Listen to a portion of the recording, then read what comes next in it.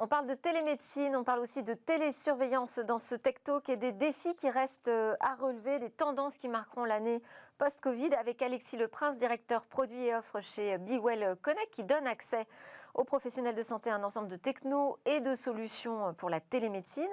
Et également autour de cette table, Philippe Salamitou, président fondateur de SRED, qui fournit sous la marque Vestalis des solutions techniques qui permettent la surveillance à distance des patients respiratoires qui sont pris en charge à domicile. Vous faites ça dans 4 pays européens et au Japon. Merci à tous les deux d'être présents. Alexis Leprince, je vous propose qu'on démarre par... moi, j'aime bien démarrer par une définition, parce qu'on parle de télémédecine, télésurveillance, santé connectée. Tout ça se mélange un petit peu, téléconsultation. Alors, est-ce que vous pouvez nous dire déjà, vous faites de la télémédecine, qu'est-ce que c'est la télémédecine ? Oui. La télémédecine, c'est une pratique médicale en fait, qui couvre 5 actes. On va avoir la téléconsultation, avec laquelle maintenant beaucoup plus de monde est habitué. La télésurveillance, qui va consister alors téléconsultation, qui permet de mettre un patient en relation avec un médecin par l'intermédiaire des technologies de l'information. C'est-à-dire, au lieu d'aller en cabinet faire sa consultation, donc on le fait à distance. C'est les moyens de communication qui vont permettre d'échanger avec un médecin. La télésurveillance qui va permettre à un patient d'être surveillé à distance par un médecin ou un plateau médical. Alors, par quel moyen ? Alors ça, je vais donner tout de suite la parole à notre spécialiste, Philippe Salamitou. Sur la télésurveillance, quels sont les outils juste de télésurveillance ? Comme ça, on continue notre exercice de définition. Alors, la télésurveillance, c'est le fait de surveiller. Donc, c'est ce que fait le professionnel de santé. Après, il y a des solutions techniques. Et les solutions techniques, c'est des solutions qui vont permettre de recueillir automatiquement des données de chez le patient, de les transmettre à un système informatique qui va les traiter. Donc plutôt des objets connectés ? Objets connectés, absolument. Équipements médicaux connectés de toutes sortes, qui vont du dispositif de mesure connecté à l'équipement de traitement, comme une machine PPC, un ventilateur, une source d'oxygène. Donc ça, c'est les dispositifs qui sont chez le patient, qui sont connectés et qui transmettent de l'information. Et la télésurveillance, c'est le fait de suivre le patient avec ces informations. Du côté du médecin. Donc on continue. Donc vous dites télémédecine, c'est de la téléconsultation, de la télésurveillance. De la télésurveillance, de la téléassistance, là, qui va consister en fait à pratiquer un soin. Donc il y a un professionnel de santé qui pratique un soin sur un patient, accompagné à distance par une ressource médicale.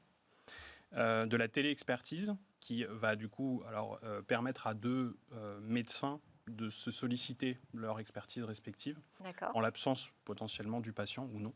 Alors ça va prochainement être ouvert à plus que les médecins, c'était plutôt le domaine réservé des médecins. Et ça va être ouvert plus que des médecins. Ça va permettre à des professions paramédicales, infirmiers par exemple, infirmières, de solliciter l'expertise d'un médecin à distance. Le tout codifié au travers de cet acte qui est la téléexpertise. D'accord. Mais donc de façon à faire décloisonner, le cadre réglementaire s'élargit petit à petit et décloisonne un petit peu les pratiques.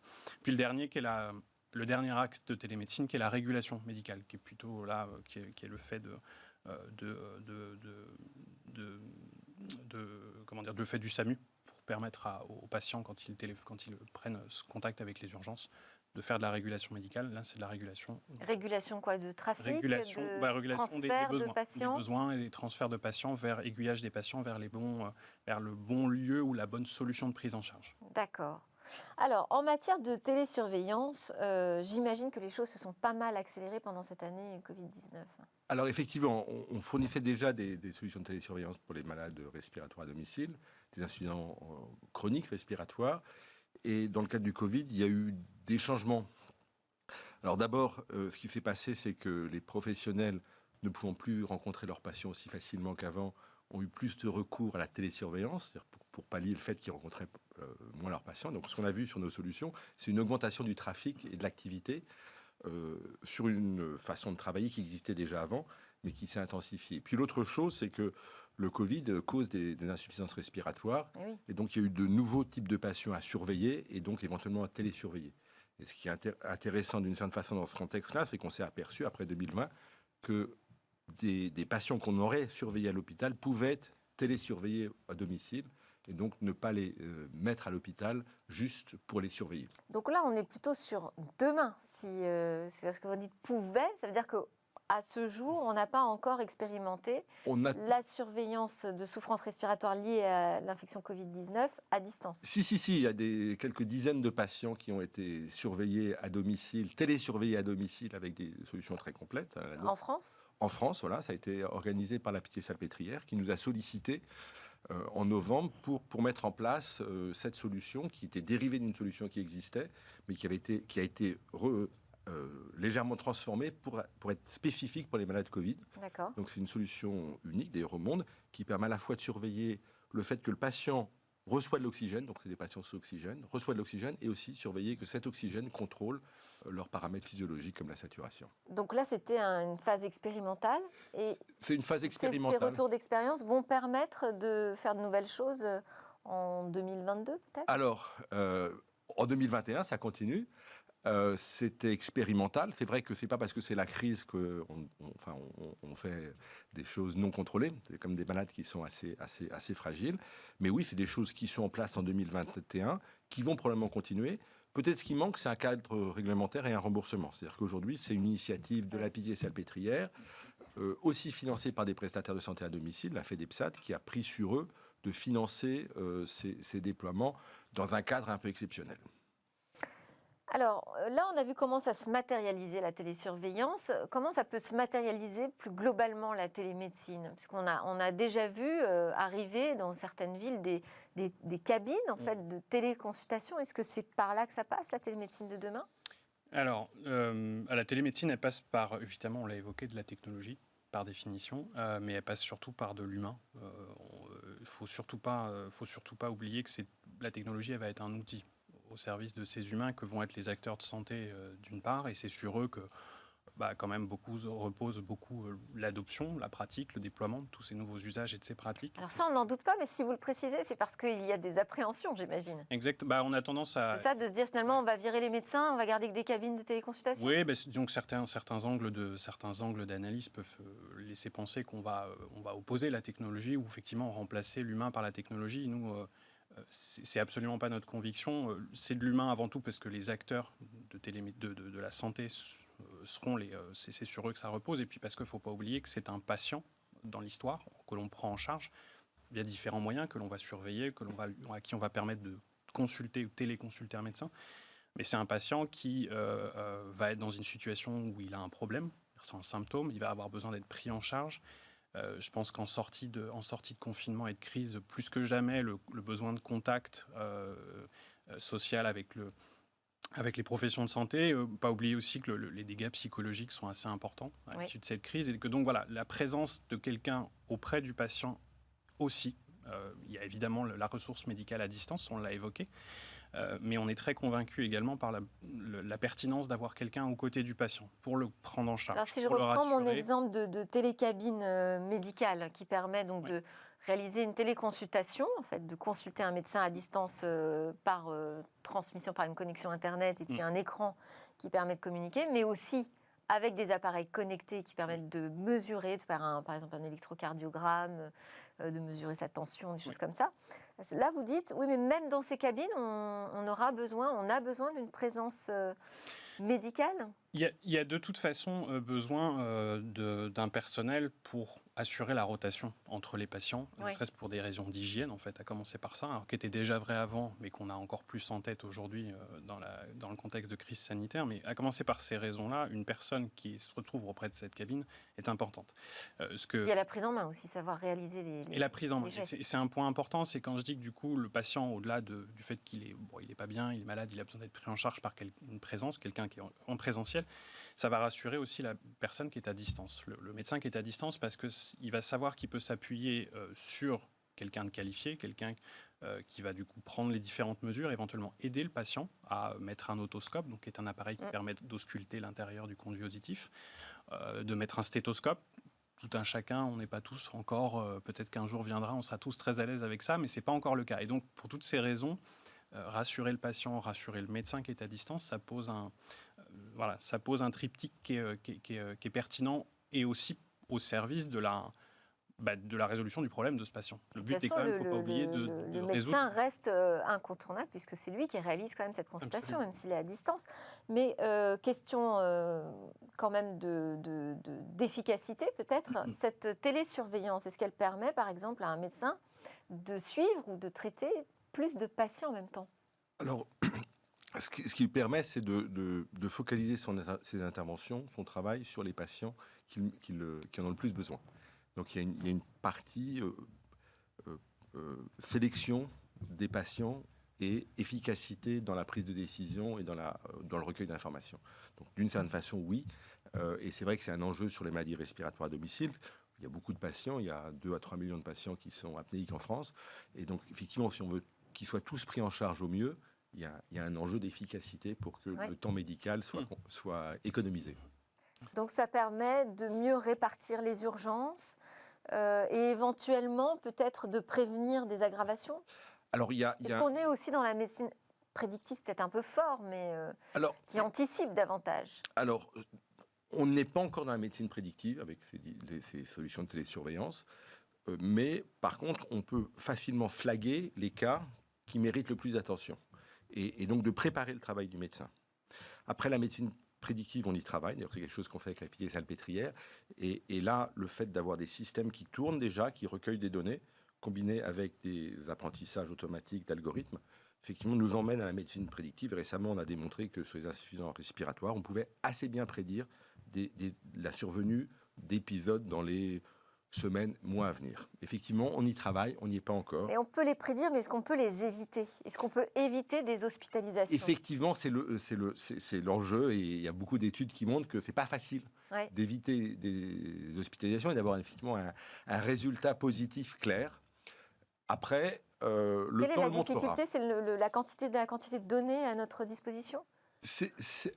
Toute la difficulté, et c'est assez général, c'est de fournir une information qui est suffisamment précise pour que les professionnels agissent sur cette information sans se tromper et sans refaire ce qu'ils auraient fait s'il n'y avait pas eu cette information. Et c'est vraiment tout l'enjeu, c'est d'être suffisamment précis, sensible, spécifique, comme les tests Covid, d'une certaine façon, enfin c'est les mêmes notions, de façon à ce qu'effectivement les professionnels de santé puissent baser leurs décisions uniquement en se basant beaucoup sur cette information. C'est vraiment là tout l'enjeu, et c'est que l'expérience et c'est que l'amélioration progressive, non seulement des algorithmes, mais aussi des protocoles de soins qui vont avec, qu'on pourra arriver à une médecine prédictive efficace. Alexis Leprince, vous vouliez ajouter quelque chose? Oui, simplement vous évoquiez comment on fait pour éviter une hospitalisation. Oui. Et je disais l'importance d'avoir quelqu'un qui est aidant, qui assiste le patient pour poser le cadre. L'objectif, il est vraiment de résoudre le problème du patient. Et donc, si je prends l'exemple de la téléconsultation, l'objectif, c'est qu'elle soit résolutive, donc qu'à l'issue, il y ait une solution qui soit trouvée pour le patient. Et tout ça, je rejoins sur l'idée qu'un protocole et des bonnes pratiques, poser un cadre pour qu'une téléconsultation se passe et atteigne le résultat voulu, et que le lendemain ou le surlendemain, il n'y ait pas une autre consultation en plus ou un passage aux urgences du coup inutile qui aurait rendu la téléconsultation inefficace, c'est important. Poser un cadre, se rappeler que les professions de santé, finalement, se réapproprient certains outils, les outils connectés qui vont leur donner un certain nombre d'informations contextuelles du patient pour poser un diagnostic, pour aussi faire une prescription qui soit la plus adaptée, se réapproprier aussi l'interrogatoire médical, parce qu'à distance, par définition, le médecin, il s'appuie sur l'interrogatoire du patient, sur la personne qui assiste, mais voilà, des outils qui sont vraiment très bien maîtrisés, assez codifiés, mais voilà, sous l'angle d'une relation à distance. C'est plutôt adapté aux déserts médicaux. Enfin, c'est comme ça qu'on a vu arriver les premières télécabines médicales. C'est pour éviter qu'on se retrouve dans des situations où dans certaines villes, villages, régions, on n'ait plus accès à la médecine finalement. Est-ce que c'est le principal marché aujourd'hui de la télémédecine? Ou est-ce que c'est le début, on commence par là pour arriver sur des marchés beaucoup plus vastes? Je pense que l'enjeu, il est évident sur les déserts médicaux, et il est en pleine lumière, parce qu'il y a effectivement des territoires qui ne sont pas ceux qu'on soupçonne toujours. Les déserts médicaux, on peut en trouver parfois en Île-de-France. Voilà. Mais en tout cas, l'enjeu est très évident sur le fait de faciliter l'accès aux soins dans ces territoires-là. En revanche, la télémédecine, en tout cas la télémédecine sera au service plus globalement de l'amélioration de la prise en charge des patients, désert médical ou non. Mais ça passera par le fait que les professions de santé apprennent à recollaborer entre elles grâce à ces outils, et puis s'appuyer aussi les unes sur C'est-à-dire les ça autres. va être plus une médecine mixte, j'imagine. Même question sur la télésurveillance. Est-ce qu'il y a un marché qui est plus... Vous adressez, vous, le marché typiquement des souffrances respiratoires. Mhm. Est-ce que c'est plus approprié à la gestion de maladies chroniques, par exemple? Est-ce qu'il y a des marchés spécifiques qui permettent de faire décoller la télémédecine, la télésurveillance? Mais dans les maladies chroniques, c'est une pratique qui est déjà assez développée. Hein. Ouais. Nous, on a presque 100 000 patients qui sont gérés par nos systèmes. Par exemple, la gestion de l'insuline. Alors, nous, on est la maladie respiratoire. Donc Oui, non, mais je veux dire, si oui, on élargit effectivement, au-delà de votre propre marché, cardiologie, diabète, hypertension aussi. Donc, il y a où là, c'est plusieurs- déjà assez développé. Alors, ça vraiment, commence. je pense que les maladies respiratoires, c'est là où c'est le plus développé. C'est le plus développé. Après, effectivement, ce qui se passe, c'est que les maladies chroniques à évolution lente, ça s'y prête assez bien parce qu'il n'y a pas de risque. C'est-à-dire que c'est vraiment, on apporte quelque chose en plus sans retirer quelque chose, sans rajouter un risque. Donc, c'est d'autant plus facile qu'on peut s'occuper de patients sans leur enlever des chances, quoi qu'on fasse. C'est vraiment que du plus. Et donc, ça s'applique déjà. Et est-ce que vous allez élargir vous-même vos marchés? Est-ce que demain, vous allez attaquer autre chose que les maladies respiratoires et vous, les déserts médicaux? Comment vous voyez la 2022? Est-ce que vous ouvrez les horizons de vos technos? Ah oui, bien sûr. C'est-à-dire que les déserts médicaux, je disais, sont évidemment en pleine lumière et c'est un enjeu fort. En revanche, il n'y a pas de...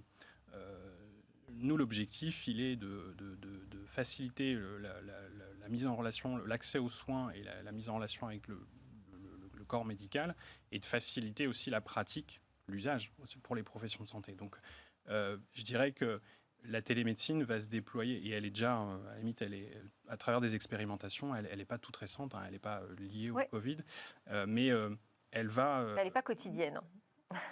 Elle n'est pas quotidienne. Pas Mais encore. en tout cas le champ géographique ou le champ d'application, il est extrêmement large.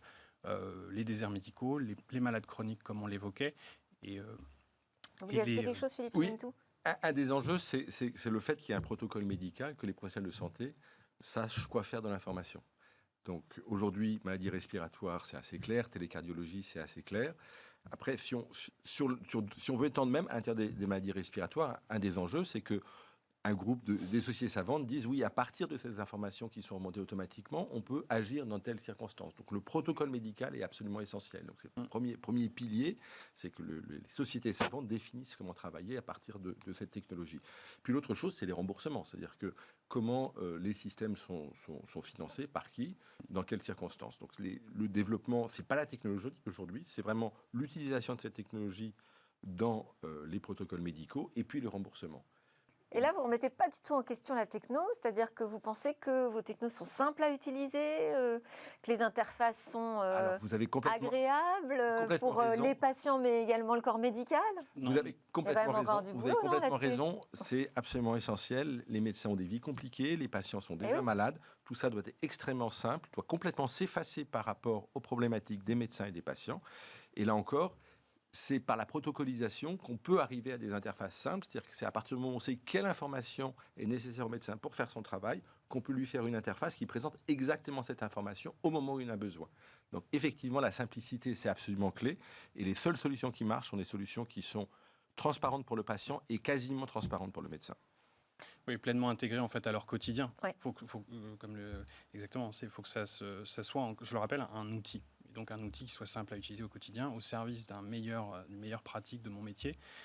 Et que tout ça soit sans couture. Ça, c'est votre travail. Et ça, c'est notre travail. Faire sauter les coutures, si je peux rajouter juste une chose, faire sauter ces coutures en fait entre tous les acteurs, c'est l'ambition. Décloisonner également, effectivement, les professions médicales. Merci beaucoup pour ces éclairages sur la télémédecine qui englobe aussi la télésurveillance, on l'a bien compris maintenant. Merci Alexis Leprince, directeur Produit et Offre chez Be Well Connect, et Philippe Salamitou, qui est président fondateur de SRET.